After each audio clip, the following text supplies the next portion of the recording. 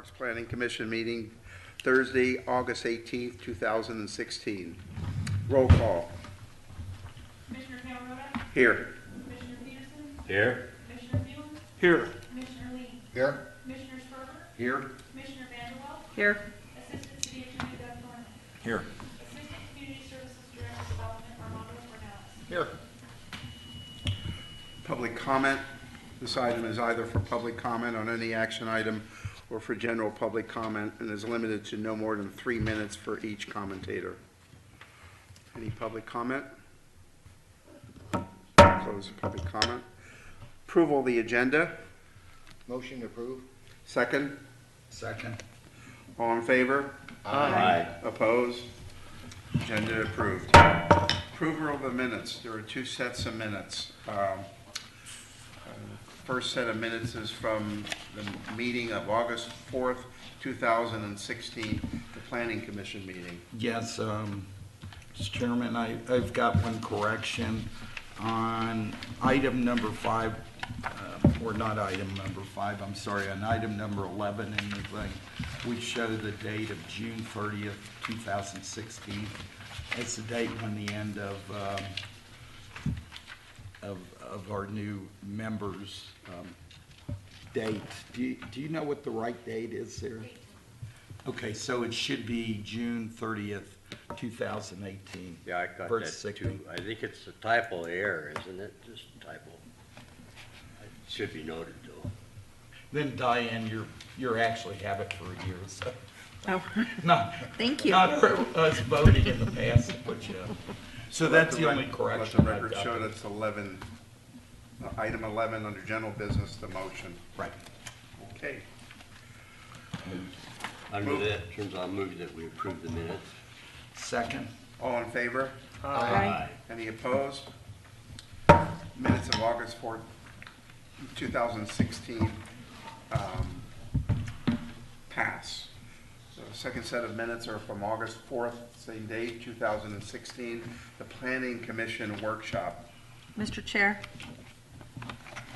I have a question on page 3, and it would be paragraph 8.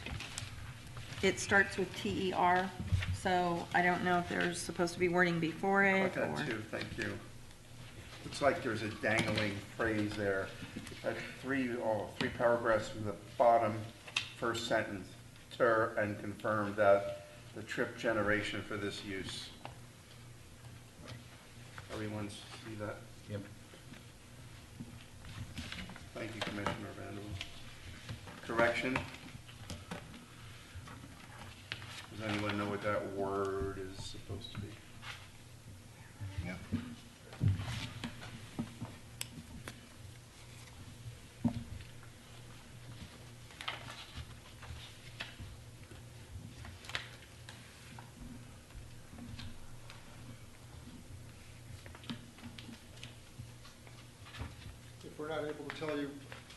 If we're not able to tell you, I would suggest that maybe we defer approval of these minutes to a subsequent meeting, and we can provide you a revised copy that has the correction.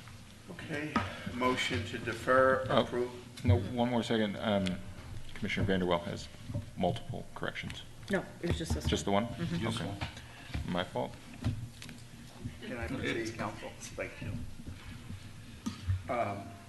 Let the record show those minutes will be, We'll check the record, and we will revise them and provide them to you for your consideration so we will defer a motion. at a future meeting. Okay.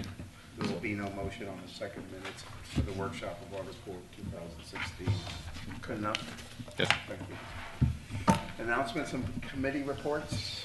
The only announcement I have, Mr. Chairman, is that the September Planning Commission meeting will be held on September 5th, as you may recall. September 15th, I'm sorry. Right. I think we checked in with the members, and given that September 1st is the Thursday before the Labor Day weekend, we felt it would be appropriate to go push out to our other date, which is the third Thursday of the month, and that would be September 15th. Any informational items? I do not have any. There being none, we'll open the public hearing. Item number 8. consideration of and possible action on proposed amendments to the Sparks Master Plan, now referred to as the Sparks Comprehensive Plan, including changed use designations, adopting new goals and policies, and removing the North Sparks Sphere of Influence Plan, the Transit-Oriented Development Master Plan, and the West Pyramid Plan, and other matters properly related thereto. Possible action.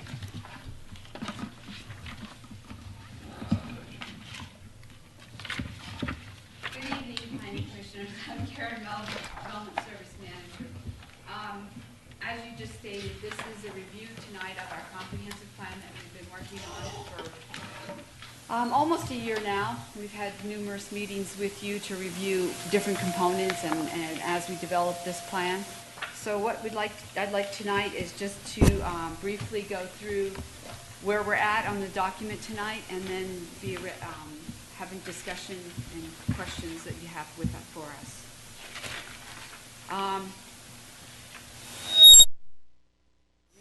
knocked me out of the slideshow. I don't know how to do that. Okay, so the background, real quick. Our current master plan, as we've discussed in the past, is composed of numerous individual elements, and they have been adopted at different times over the year. You'll see in I think it's my next slide, I'll show you the different elements. In 2015, the City Council set as a priority to update our master plan, which now we are calling the comprehensive plan. And based on our public outreach process that started in December 2015 and through June of 2016, we received 2,500 surveys, and we had public meetings and neighborhood meetings. We prepared this comprehensive plan based on the input that we received through all that public input. Nevada revised statutes requires that a city of our size, we have to have a population element, a housing element, conservation, and public facilities. You'll see on this list, I'm not going to name them all, but you can see these are our individual elements that we have right now, and then in parentheses behind them is the date of when those elements were adopted. So you can see we've got 2, 4, 6, 8, 10, 12 elements, different separate elements. And what we're doing with this comprehensive plan, except for the Parks and Rec, we are incorporating all the other elements into, or eliminating those into our comprehensive plan document. So this updates and replaces our current elements. It has new goals and policies, which we'll discuss shortly. Basically, this comprehensive plan is a big picture document. Big picture policy document is the intent of it. It integrates the typical master plan elements into our 7 topics. The document is composed of 5 chapters. Chapter 1 summarizes what is a comprehensive plan, discusses compliance with the Nevada revised statutes and Truckee Meadows Regional Planning Agency area regional plan. It also summarizes the public outreach process that we went through to develop this plan. Chapter 2 is called The Pathway to the Future. In this chapter, we have a vision statement which makes Sparks the ideal place to live, work, and play. We have 5 challenges. We've discussed these before, but briefly. The first one is growing while staying in a small town. The second one is getting around. Third one is a vibrant downtown. Fourth one is sustaining the city's fiscal health while maintaining city services and facilities and amenities. And the last one is meeting the needs of the community. These challenges were identified by the answers that were in the survey, and we felt that they were challenges that we need to address in our comprehensive plan. For example, growing while staying in a small town. One of the things that came out in the survey was that people want a small town, but they also want us to grow. So the critical thing is to make sure that we manage that growth. Another topic that was raised by the public outreach was getting around or traffic issues, and so that is another topic that we want to. People wanted a downtown area, a vibrant downtown. With the development that's happening downtown, that may change the complexion of downtown to more of a residential area. And it's always important that the city has a fiscally healthy, but we also have to keep up with the growth and providing city services and facilities. Uh-oh, I'm not close enough to the mic. Chapter 3 is our background chapter. We have facts about the city. It also includes the history of the city and environmental cultural resources. That is actually our conservation element. It addresses the environmental and cultural resources, natural hazards, geologic hazards, air quality, and renewable resources. Also in this chapter is population, discussion, housing, and public facilities that are provided by the city, and then also public facilities that are not administrated by the city. And we discuss the economy, the city's economy in this chapter. The fourth chapter is actually the heart of the document. This chapter is where all our goals and policies are. We start out with a narrative in each section talking about what each topic is about, or what it addresses, or what issues need to be addressed, and then we have our goals and policies, and I'll discuss those in a minute. The first of the 7 is managing growth, connectivity, community facilities and services, community character, housing, resiliency, and conservation, and economic vitality. The intent of having these 7 topics is instead of having the elements in silos where you talk about population or talk about housing, we're trying to, in this comprehensive plan, integrate the growth issues with all the land use issues, but also related to traffic and community facilities and providing these services. So that's why we've broken it into 7 topics, is to integrate the topics, and so that we can discuss them relating to each other, and not instead of having a separate topic unto itself. The first one is managing growth. In this topic, we are proposing 6 goals and 16 policies. The policies that encourage a mix of land use. That was one thing that the public came back and said that they really would want mix of use. They also want infill and redevelopment and revitalization of our older downtown areas. So those were some of the policies that we addressed in this topic section. Policy MG4 establishes review criteria for the master plan amendments over 5 acres in size. So there are now criteria that would be considered when you have a master plan amendment. Policy MG6 addresses annexations requests and establishes application review criteria that would be considered when you're looking at an annexation. And also MG8, this policy is for projects that are in the city's sphere of influence. This policy determines or defines review criteria, that if you want to bring a piece of land that's not in our sphere of influence, the process that you would have to go through and what criteria that we would look at for consideration of that project. The next topic is connectivity. In this one, we're proposing 3 goals and 9 policies. These goals and policies are intended to ensure that our streets are improved to a multimodal, meaning that they're streets that can be used by not just vehicles, but pedestrians and bicycles, and then also that they would be continuing to be used as such. Policy C4 requires that sidewalks would be on all of our street networks within the city. Policy C5 addresses converting 4th Street into a bike boulevard. Other policies also promote pedestrian-friendly environment, which would facilitate walkability and a transit ridership. And then policy C8 ensures that miles of our existing trails and pedestrian ways and sparks are maintained, and that we can complete our connections.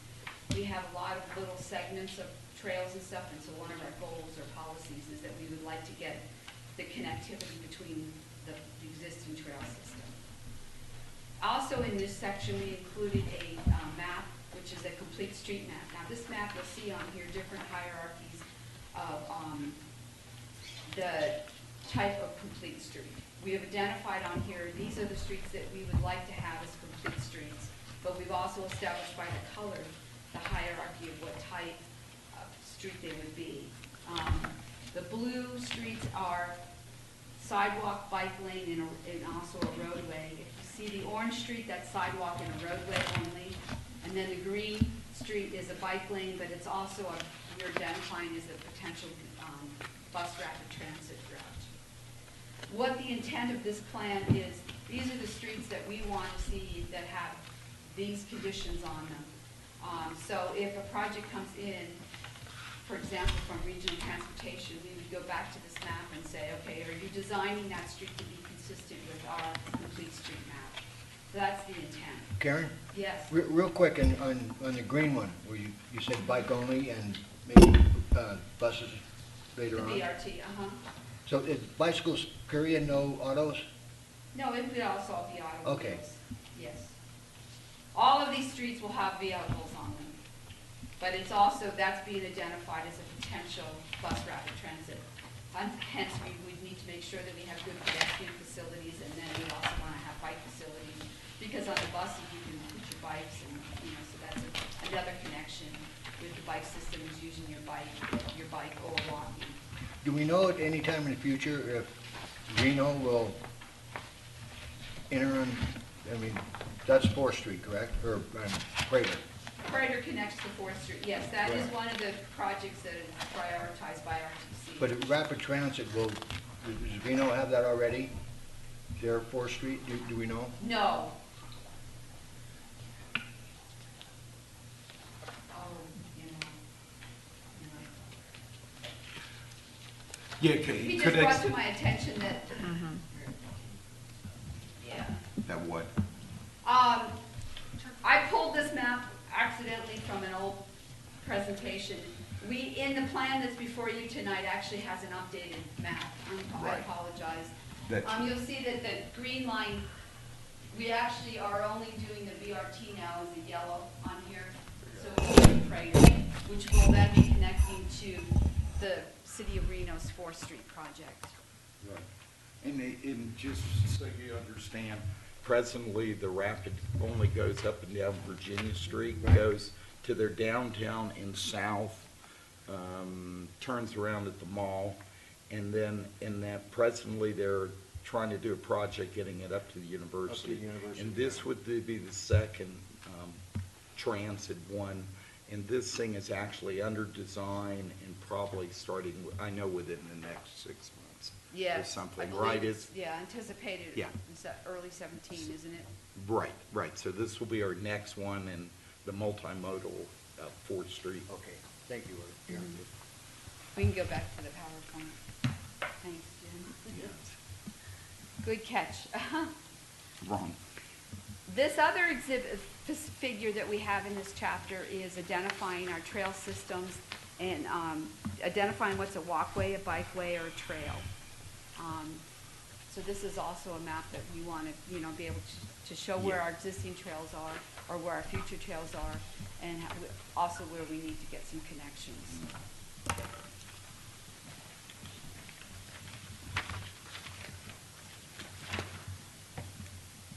The next topic is the community facilities and services. Under this one, we're proposing 2 goals and 19 policies. Policy CF1 states that the land use entitlement cannot be approved unless there is acceptable service levels can be provided. Now, the word acceptable would be, determination when we're reviewing the application, but we want to make sure that there is adequate services that can be provided to any entitlement property. Policy CF3 requires the city to adopt criteria for allotting excess sewer capacity. We're in the process right now of doing a sewer study for the city to identify if there is sewer capacity. And what we want to do with this policy is we're proposing that if there is excess sewer capacity, that some criteria would be set up on how that would be allotted to projects. And that would be a policy decision made by the city council. Policy CF5 states that when parks are eliminated due to development, for example, when they built the Target eliminating Del Mello Park, the park facilities must be replaced with an equivalent facility. And that would be to the agreement of not only with the city, but also the developer. So it would be to the policy actually states that it's a mutual agreement. Per policy CF9, the city will strive to maintain a 6-minute response time for 85% of the city. That's for fire department response. And then based on the comments from our public outreach survey. The policy CF11 calls for the city to explore the possibility of establishing a satellite police office. This would be manned by civilian staff, so it wouldn't be at a police station. It would be a place where the policemen can go in and file their reports, and possibly people could go in and do some paperwork with the civilians, but it would not be a police station. Why wouldn't they want to man it? I mean, if we have a facility like up in the north somewhere, why wouldn't the police want to man it with one or two policemen? Rather Right than- now, Like the- a civilian right now can get on the web and do whatever they want for the city of Sparks. Well, one of the reasons that we put this in there in talking with the police department, right now, when the policemen are out in the field and they have to do work on their laptops, filing a report or something, they don't feel safe because they can't pay attention to what's going on around them. So one of the things is they would like to have another satellite office where they can go in and feel safe to be doing their reports. But it would also give another facility that would allow citizens to go in maybe and possibly. I mean, we'd be exploring, we don't know at this point what Okay. kind of function this was. But at the minimum, it would be civilian possibly. If we ended up having the general budget to allow extra police staff to man the station, then possibly it could be that. But at this point, we're just proposing it to be civilian staff. Okay.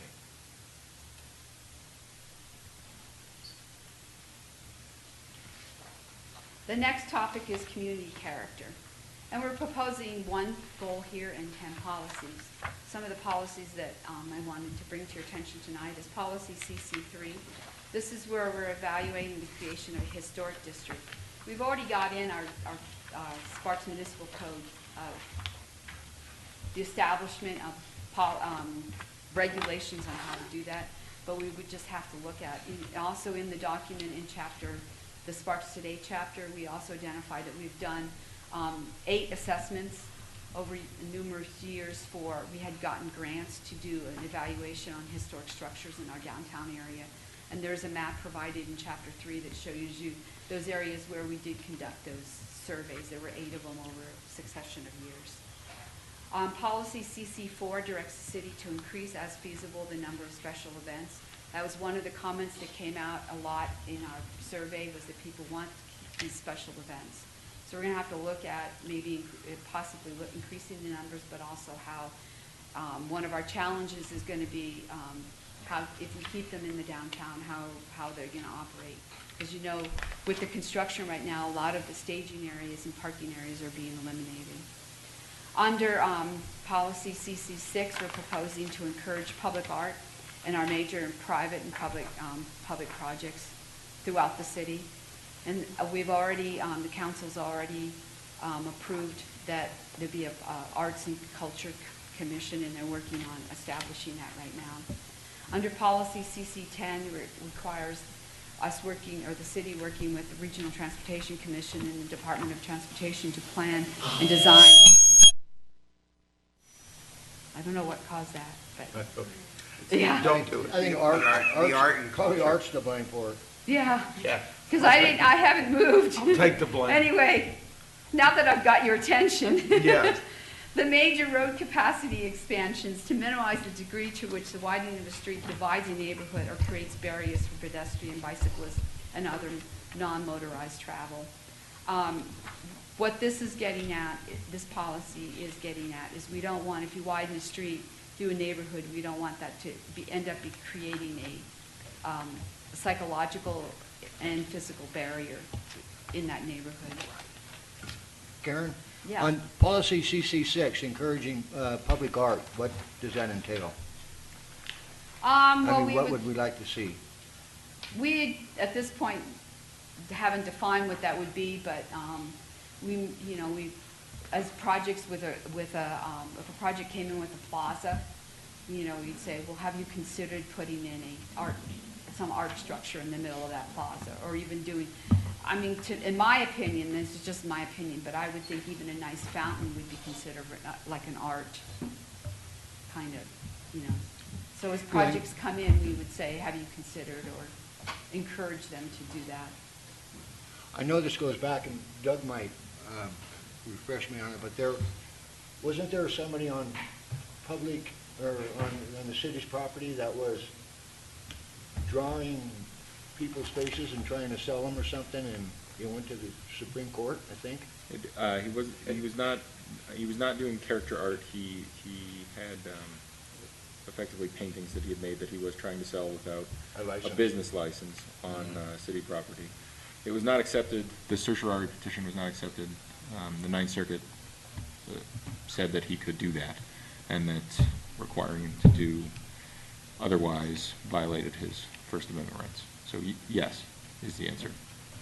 But this would be more towards. But I don't think that the public art that Ms. Melby is speaking about is. But that's is what I want this to type of- clarify. No, we're talking about sculptures. Okay. Or murals or Yeah. something like that. It's more that direction, not somebody, a vendor. Okay. Yeah.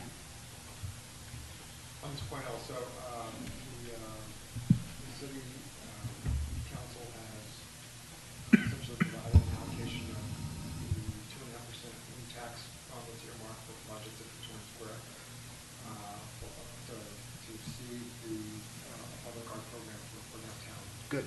So that's an example of an action on the part of the city that would be supported by having a policy like this in place. Good, thank you, Armani. That was me, sorry. So, in the housing and affordability topic, we're proposing 3 goals and 10 policies. The first goal, H1, is intended to ensure that there will be sufficient adequately zoned areas with infrastructure available, public facilities available, services necessary for the production of new homes. And that would be any type of homes, from apartments to cluster to single-family homes. Other policies, we promote a variety of housing types, such as H2, and emphasize the importance of connecting the housing with multiple transportation.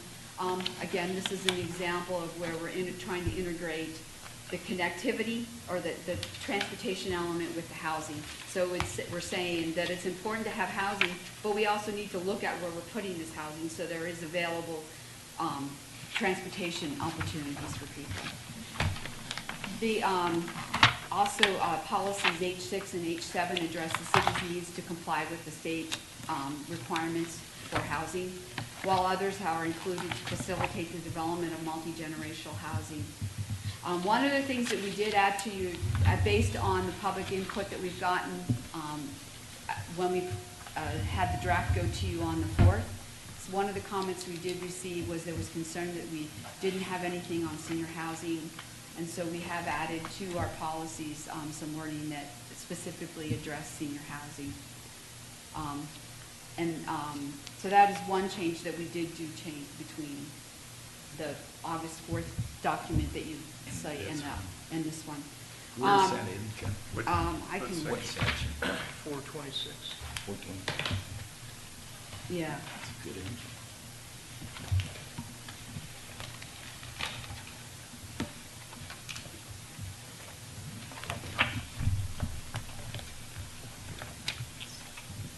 And we also added, under connectivity, I think we added that the transportation would also address the needs for seniors and children under one of the policies. That was another change that, based on some input that we got, that was another change to one of the policies that we did do under connectivity. The housing and affordability sections also acknowledges that there's a strong and diverse housing market is critical to our economy for the city.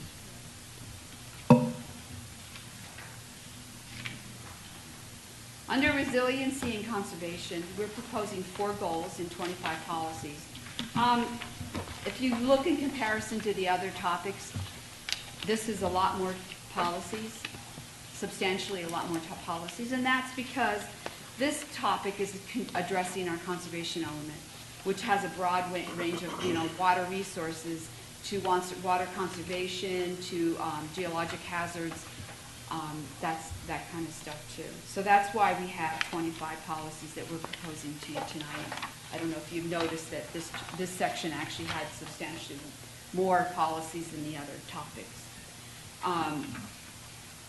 There are multiple policies, such as RC1 through RC7, that target conservation and protection of our water resources. In policy RC8, we call for the city to plan for and adapt to increased drought and severe weather conditions with other potential impact variability for the water supply for the city, since we are dependent on the precipitation. Other policies direct the city to coordinate with regional agencies to improve our air quality. That's RC9. Work to increase the city's urban tree canopy, which is RC10. Work regionally in an effort to develop and implement a strategy to diversify our energy resources. That was another comment that came out from the survey, was that the citizens would like to see a diversification in our energy resources. Policy RC21 calls for the city to evaluate the feasibility of a decentralized water treatment option, including a package plant and satellite facilities to complement the Truckee Meadows wastewater reclamation facility. This policy that we're proposing is very different from the standing policy that the city has had, that everything goes to Tumwater.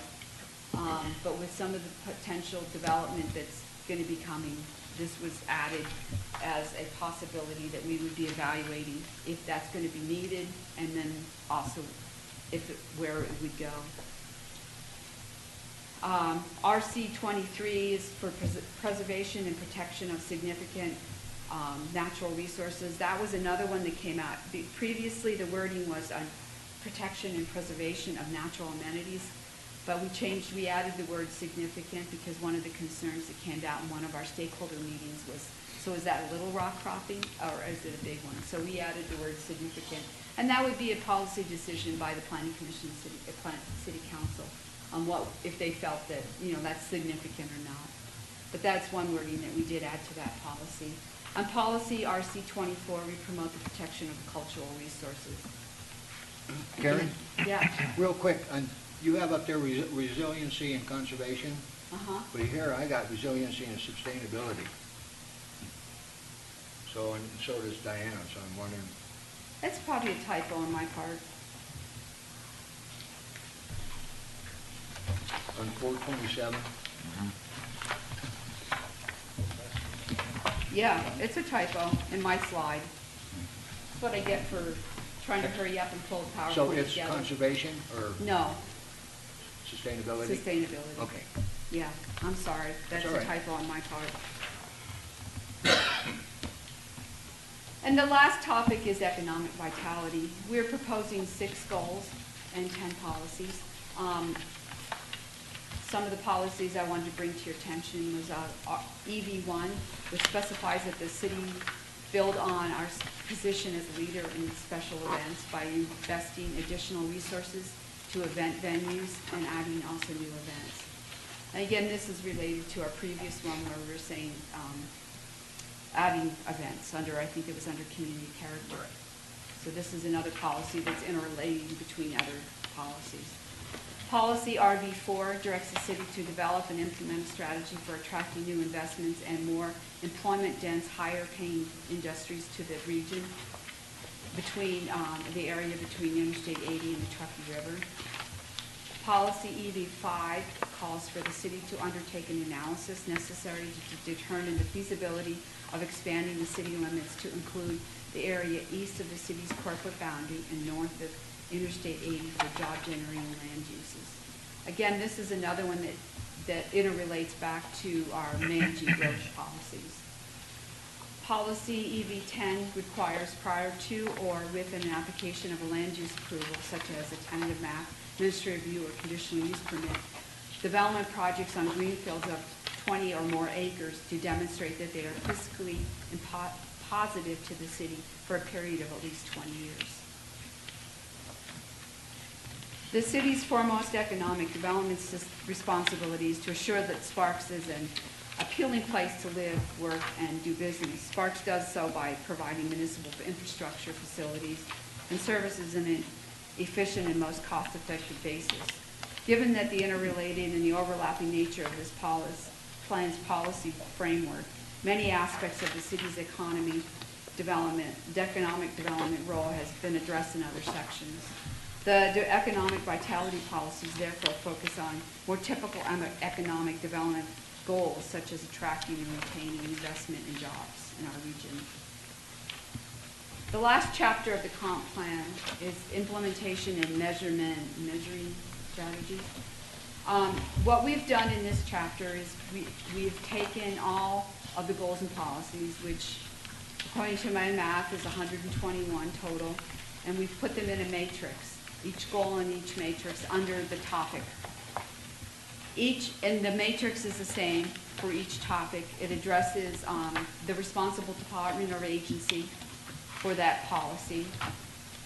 The intent is that the city does a strategic plan, which we annually look at what direction the city wants to go. And so the intent is that annually they would look at this plan and incorporate it into the strategic plan. Another column that would be is what resources are required to implement these policy or goals. And then the purpose is to the purpose of this matrix is to evaluate the effectiveness of our comprehensive plan. It also will highlight areas that need more attention. So when we've got a policy that we haven't done anything on a year, when we go through it, we'll say, oh, we need to be looking at that policy. Another big component of our land use, of this comprehensive plan, is the land use map. And we've talked about this before, but briefly I just wanted to go back through. Our current adopted land use map has 61 land use categories. And what we were using is the land use designations in our plan developments. We have 43 plan developments. We also had a separate map for our transit-oriented developments. What we're proposing in here is to combine actually 14 land use categories, down into 14 land use categories, and then 6 what we're calling mixed-use development districts, and I'll talk about that shortly. Our categories are broader in nature. The residential densities are much larger categories. It provides more flexibility. Now the plan developments that we have within the city, they are designated our land use designations and not taking their land use designations and putting them on our map. This, in a lot of ways, will give some of the plan developments a larger range, a broad range for like particularly densities, residential densities. So hopefully maybe we won't have to do as many master plan amendments within the plan developments. But it also, as a clarification on the land use map, if you are wanting to develop, for example, if your land use on your plan development says 4 to 6 dwelling units, and now our designation is 6 to 10 dwelling units per acre, this does not give you the right to go up to the 10 dwelling units unless you wanted to change it. You are still within whatever, the handbooks, the plan development handbooks are still your zoning documents. So staff will be going back to those zoning documents to direct what will be developed in this. But we do have more flexibility with this plan. One of the other things that we've done, as you remember when we adopted the zoning code last August, we removed the transit-oriented development, or the TOD, and changed it to a mixed-use district. That's what we're also going to be doing with this, is we're removing, and that's one I'll talk about in a minute, that's one of the plans that we're removing is the TOD plan, and we're going to be calling it MUD. We are merging the MUD map, or the TOD map, onto our land use map, so it's all going to be one map instead of 2 separate maps. And we are translating, basically we're translating the existing land uses within the city into our new broader categories, or equivalent land use categories. This is the land use map. The intent was to simplify by making broader categories. For example, the proposed intermediate density, RDR designation, permits residential densities from 6 to 10 dwelling units. In comparison, the current map has 10 designations that overlap the same category. So that's what we're trying to do, is including to narrow it down. There's also a consolidation of some categories, including reduction in the number of commercial land uses. We only have 1 commercial. We don't have an office designation anymore. That's incorporated into the commercial.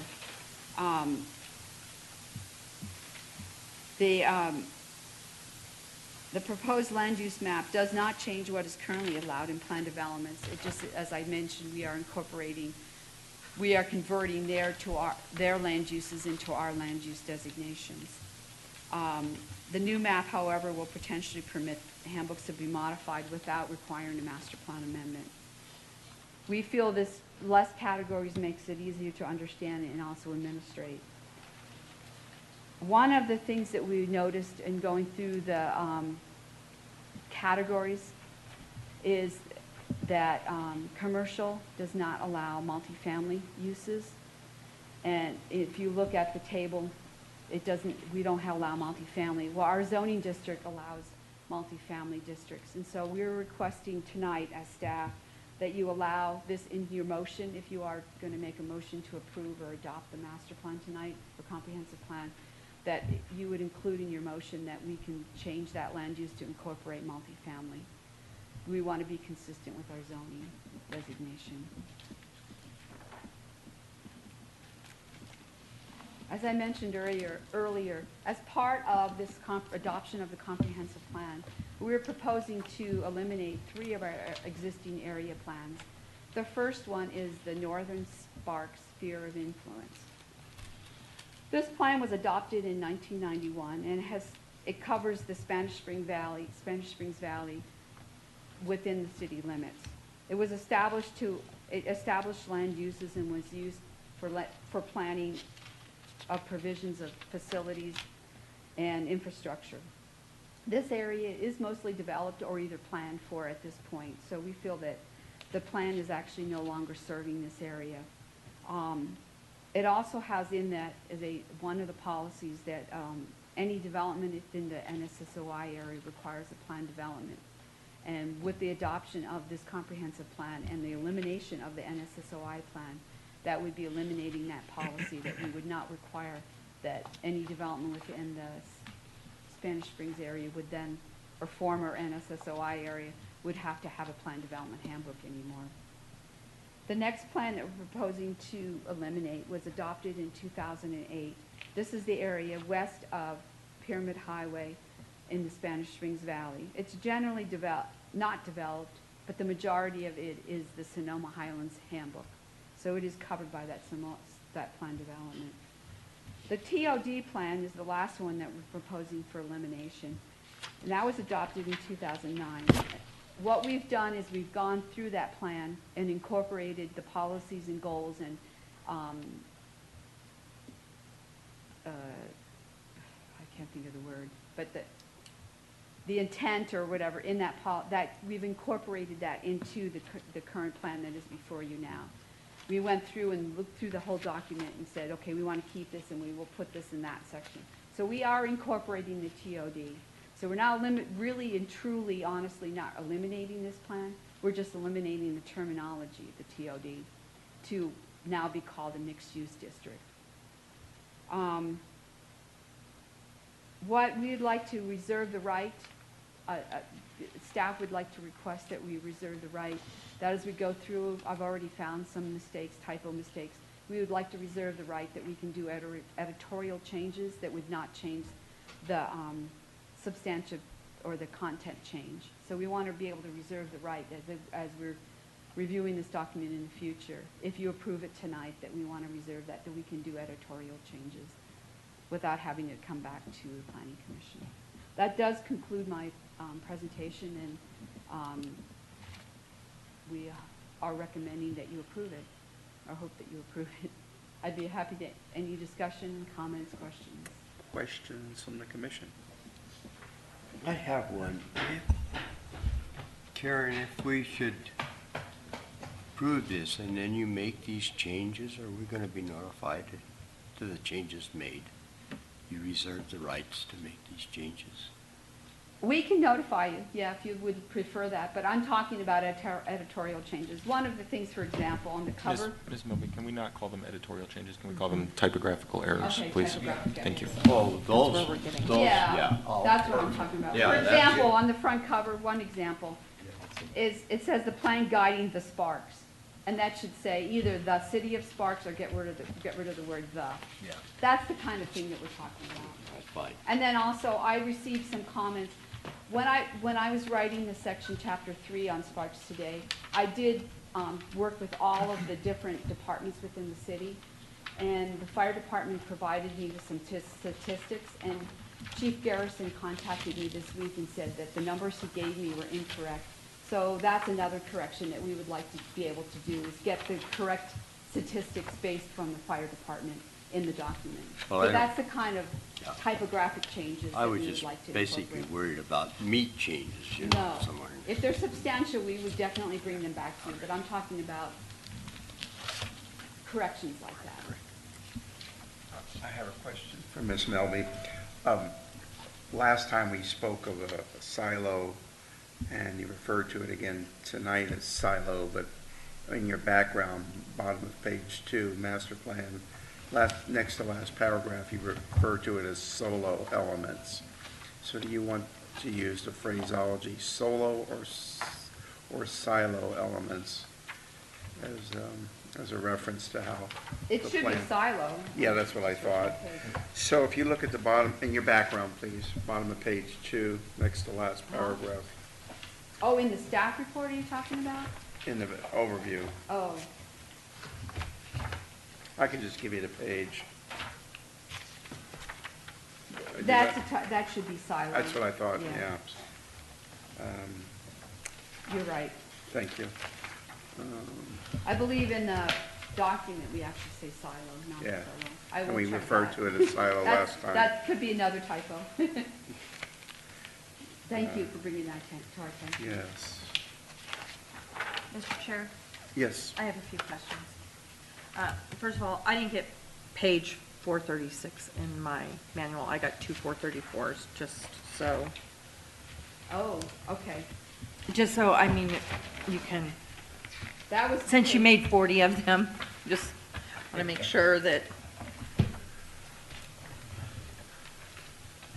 I apologize. That Oh, no, was one that's of our okay. correction pages. that we okay. did, yeah. Okay, I just wanted you to know that I got. I can get that page to you. or- Thank you. And then on page 432, policy RC20, it's saying prohibit the use of diesel oil-fueled internal combustion power generation units. That one is straight out of the regional plan. Okay, all right. And then, We've incorporated the policies from the regional plan. That was Okay. another thing that we did was, Jim and I went through all the policies in the regional plan, and we identified which section in this chapter they would be addressed. Okay, So perfect. we've gone through all of the regional plan policies and goals and tried to incorporate I those. just have into- one more quick Can we one. stay, are you still going to stay in sustainability? Nope.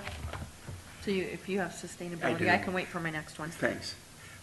Not to leapfrog. but No. When we're talking about sustainability, is there any chance of a policy that addresses gray water and recycling as we talk about, conservation of resources? There's a wonderful program on Sunday, PSA, talks about, some of the cities that are doing some pretty exotic things with reclaiming water, and realize we're talking about goals, policies, but my observation is that doable within the next 30 years as we look We at have an this? extensive recycling, Well, and if I may, Did I miss Chairman it? Camerota, policy RC1 reads, reduce per capita potable water use through conservation, water reclamation, and reuse and other water resource stewardship programs. So our effluent program is actually covered, if you will, under Okay. RC1. And thank you, Commissioner Vanderwall. Thank you for letting me leapfrog. Sure. And then, page 328, you provided a figure, and first of all, I want to say thank you for putting in figure 313, breaking out the permit. Now, my question is when you're addressing planning cases, what's the definition of a planning case? that's all our PCNs. So that's not necessarily the number of applications that because we have, our process is that we call a planning case. That's what PCN stands for, a planning case number.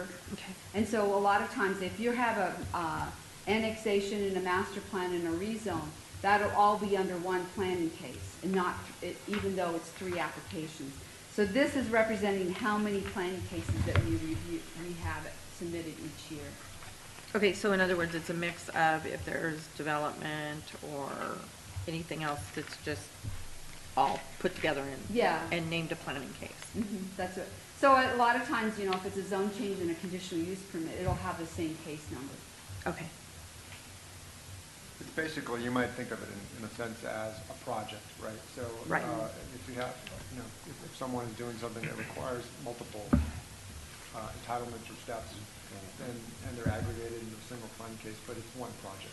Okay, because the reason I'm asking this is we, as planning commissioners hopefully and staff, and we understand planning, but outside having the general public, what's the difference between a project, a plan, you know, and things like that? I guess that's where I'm getting, okay, is, you know, it's lumped into one and it could incorporate all different kinds of things that equal out to a planning case. That's just what my question is, so, Okay. thank you.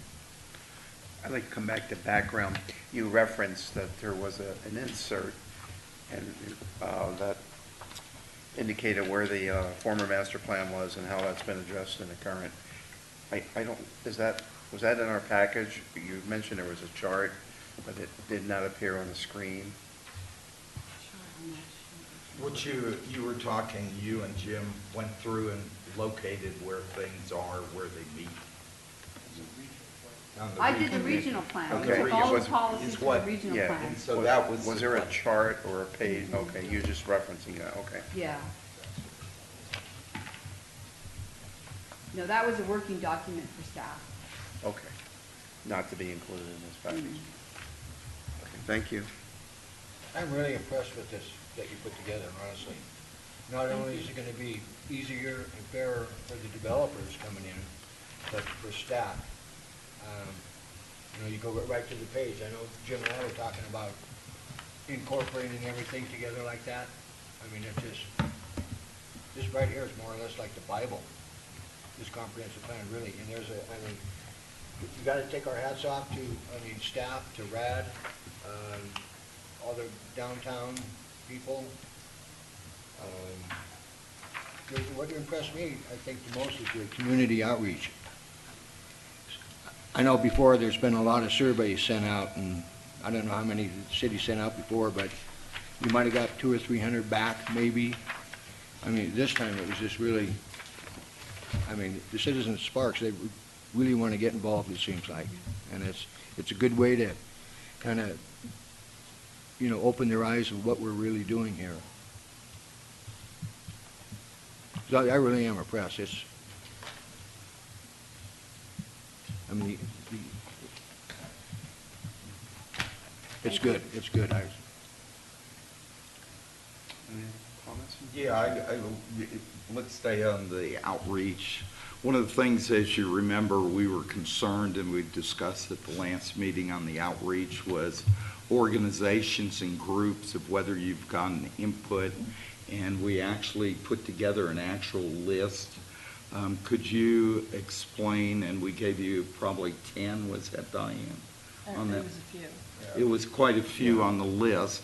Could you go through your meeting with those people or what you've done since our We've contacted question? them all, we've contacted all of them. At this point, we haven't had meetings. They are looking at possibly doing some meetings next week with a couple of them, but, Who's they? uh, Or, yeah, no, I mean, do you remember, Karen? I don't have the email with me. could, yeah, if you could come up, I want to get specific. But we have contacted them, and all of those agencies, the groups that you had on your list, Mhm. they've all been on our email lists. So we've been sending them all through the whole process. We've been contacting them all through the process. Right, let's go through some specifics of Yeah. what you've, Okay, so this is as of mid-afternoon Can today? you introduce Yeah. yourself? I'm sorry, Karen Craig. yes, Gary. Creative Cities and RAD Strategies. So as of 4:15 this afternoon, it says, here's a quick update on the Builders Outreach.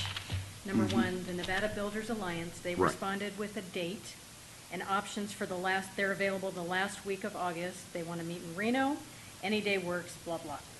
The AGC is working on options for dates. We followed up, and it's a timing and scheduling. The following groups are interested. They're very appreciative for being contacted. We're waiting for responses from the Builders Association of Northern Nevada, the American Planning Association, the AIA of Northern Nevada, and the Reno Sparks Association of Realtors. Okay, so that's where you are. Yes. So you actually emailed them, discussed on phone? Called them. So you actually talked to them. Wonderful, at least discussed. But all of them are saying, here's some dates. I guess what I'm used to in most of these things, what I would call these type of projects is normally what we have. I'm used to on other things, we're talking about groups, technical action committees, different groups that are in our industry, and these were the type of people. And and that's what I'm mostly concerned about, and that's why I brought it up, is that we don't seem to have had meetings with them. I know just because we sent them, some they didn't. I'm very concerned long-term if we don't get their buy-in and involvement in this thing. And so that's. Some of them have attended our stakeholder meetings. We've had some of them attend our stakeholder meetings. Who? Of these groups? Of members from these groups. Yeah. Of members from these groups? So again, the stakeholders and the champions. So stakeholders were invited 3 times with 3 meetings each, of which these groups would have been on that list. Right. To come to a meeting with us, to go on the bus tour like many of you went on. All right. And then this is yet another, yeah. Okay, and then secondarily, then that's fine that you did that during that point.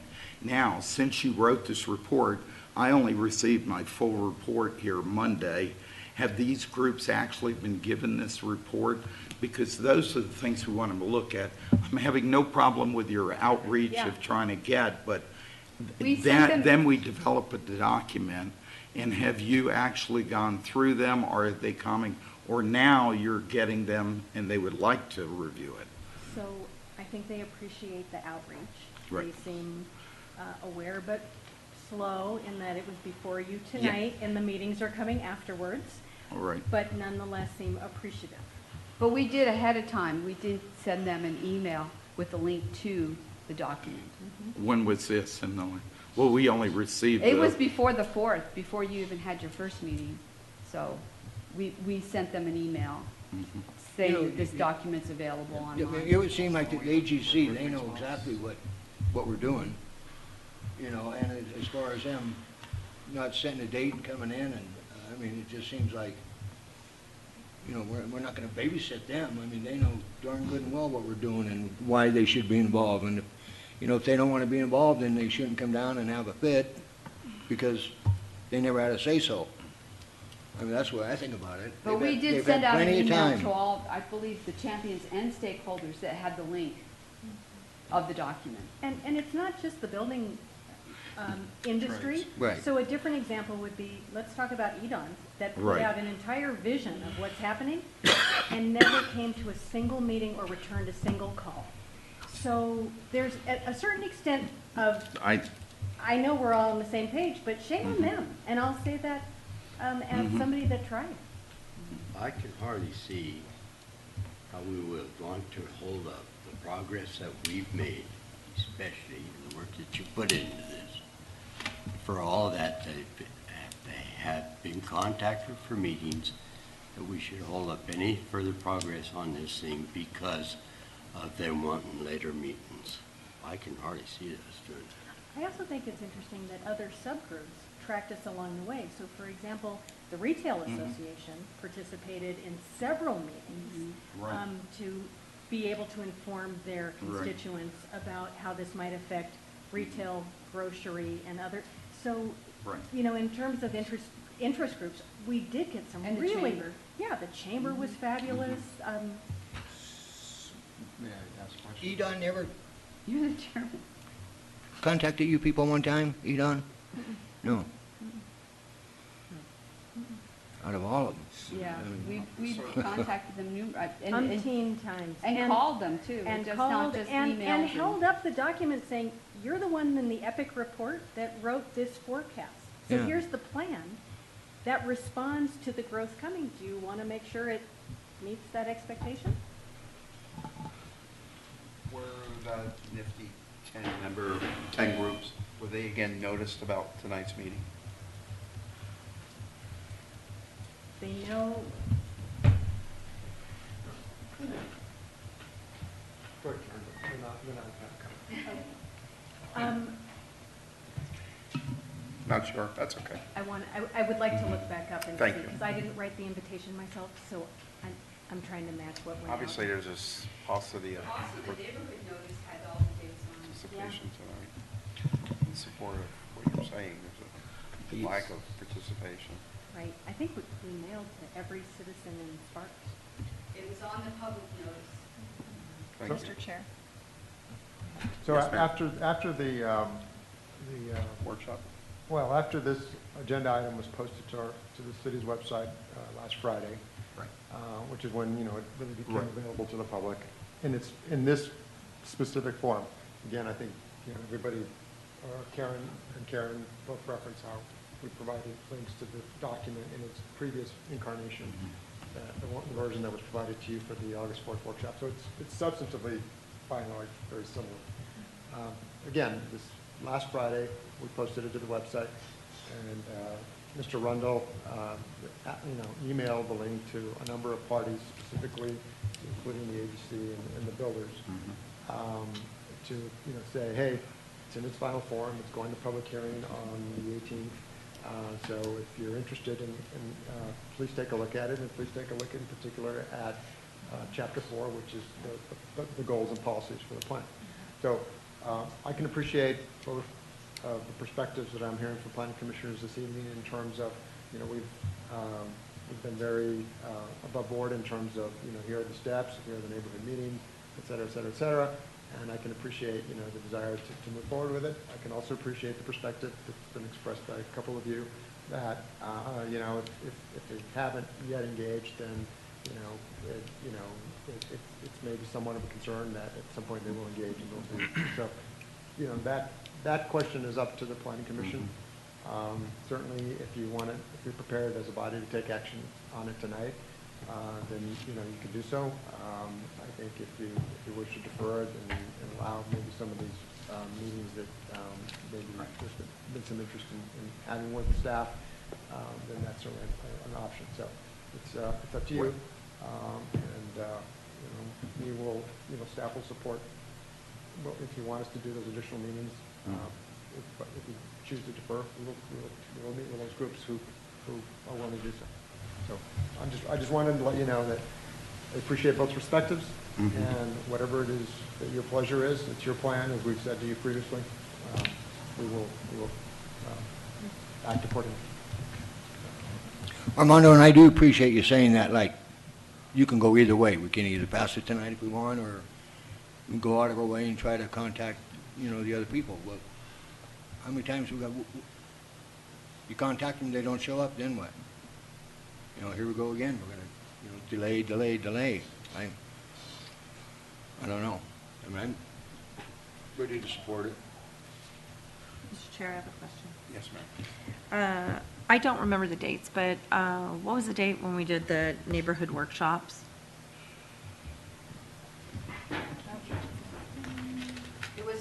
It was July 26th and 27th. And that's the notice that we sent out to 36,300 and some people. And on that notice, we also include both of your workshop for the Planning Commission on August 4th, and we also included tonight's public hearing. So we included not only those workshops, but also the Planning Commission public meetings. Okay, because in looking at this and mailing out, over 36,000 notices to that many people concerns me that only 75 people showed up to do two different workshops. And then when you look at timing, which I realize this was that we were trying to get it done, to get it in front of us and everything else. July 26th and 27th was 2 weeks before school started.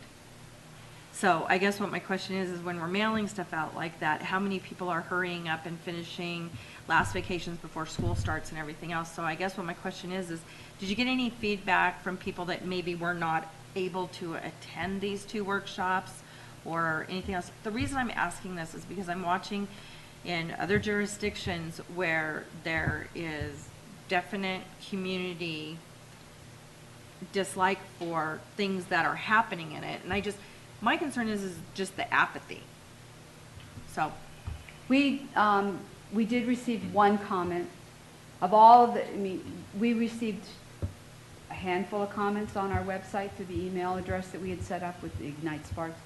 Most of them were complaints, specific things like weeds or dogs and things like that. But we did receive one comment, and that's why they were concerned that we didn't address senior housing and the senior access. And so, so we sent out that's why we've incorporated changing those policies that include, make sure specifically that we address concerns for senior housing. okay, thank you. Because I do want to say thank you. You guys have worked very hard. The outreach has been tremendous. It does concern me when you mail that many postcards out to And then have so little. We were actually excited that we got that many people attending, because that happens so many times on these neighborhood meetings that we were expecting a lot less. So we were excited that we got that many. And every time we did get an email, we did respond to that email, and we also gave them a link to the webpage. So even though they may have only not necessarily making a comment relative to the comp plan, we still emailed them back and gave them a link to the comp plan. I have a question for council. If we reach out to this group, this minion of 10, are we trying to shape anything here? Is there a danger that by just going back to them and saying one last time, one last effort, is there a danger in doing it that way? I don't think so. I don't think so, other than, I think the broader question posed by Mr. Ornelas, which is effectively, so then what, right? So you ask them one more time and they don't respond, then what is your plan? Right. Apathy. Thank you. I think it's worth noting on the opposite of apathy is that how many of our residents took the long form of the Yeah. survey. Right. So we didn't see apathy in their Right. input. We saw apathy in the process of how you shape a plan and how a plan affects people. They seem to be delighted to have been asked. Sure. And so if our job was to listen to what they asked for and have the plan reflect it, I think that Karen and the planning staff did an incredible job in responding to what people spent a lot of personal time responding to. Right. Any further questions from the commission? This is a public hearing, so I'd like to open the public hearing. Would anyone like to come forward and speak? Once again, public comment is limited to 3 minutes for each commentator. If one would like to speak, please fill out a card at the end of the dais. Come forward with your name. Anyone like to come forward? Close the public hearing. I think you got one. I might be a member of the public for a second. Have you filled out a card? Will you? I'll Will fill you? out a card. I'm Thank you. Karen Craig, and I'm a citizen of the city of Reno and been very involved in Reno for the past 20 years in terms of planning and involvement. And I didn't spend a lot of time in Sparks. I have completely fallen in love with this community as a result of this process. The passion of people who live here, the staff, which is amazing. I think the Planning Commission has been terrific, and so has council in making an effort to listen to citizens. And I am now very proud to be a resident of the Truckee Meadows of Reno, Sparks, and Northern Nevada, because I too now am a great fan of Sparks process and the people who live here. Thank you.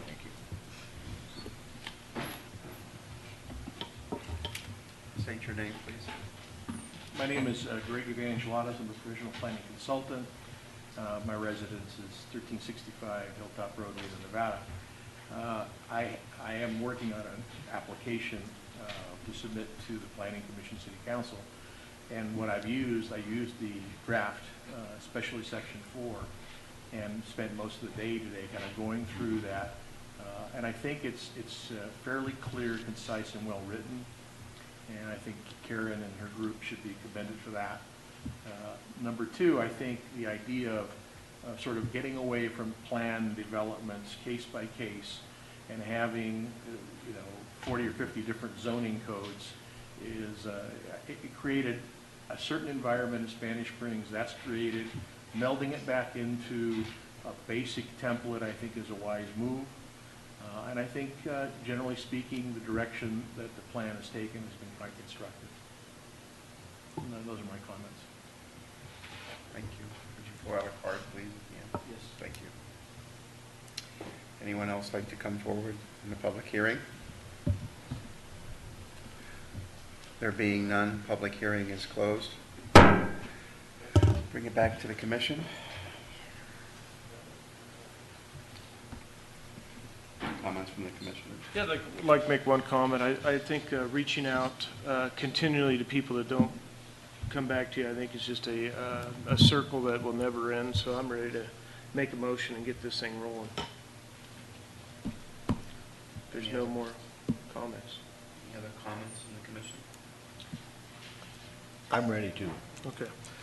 Well, I'll make a motion. I move to approve the comprehensive plan associated with PCN 16039 and forward it to the city council for certification with allowing multifamily in the C or the commercial use.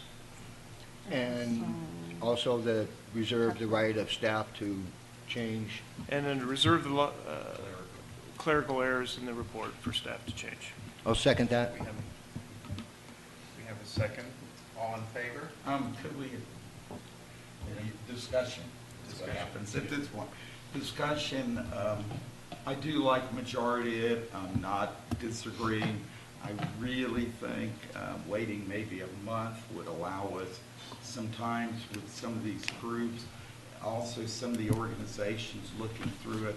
I know this thing has been pushed fast, so I won't be voting for this.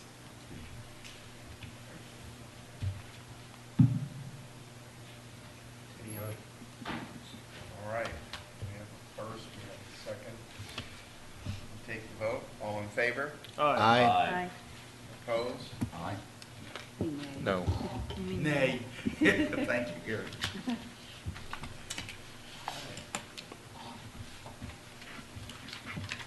Thank you. Move on to general business. There are no general business items.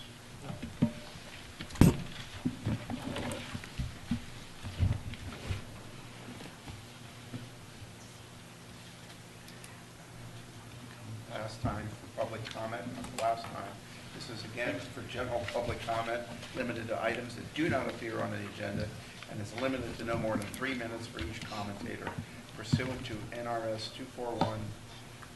241.020. No action may be taken upon a matter raised under this item until the matter has been specifically included on an agenda. Is or are there any public comments? There being none, comments back to the commissioners for final comments. I'd just like to say, appreciate staff and everybody that was involved in this comprehensive plan that we're going forward with it. Thank you. I'd like to second that in an non-elected way. Any other comments? Call for an adjournment.